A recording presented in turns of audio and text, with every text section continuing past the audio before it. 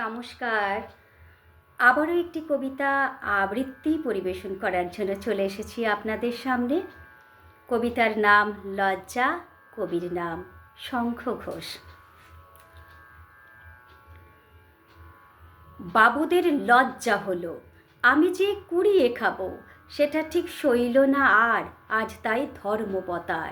আমি এই জেলহাজতে দেখে নিই সাট্টে শটে, বাবুদের কাঁচের ঘরে কত না সাহেব শুভ আসে আর দেশ বিদেশে উড়ে যায় পাখির মতো, সেখানে মাছির ডানায় বাবুদের লজ্জা করে।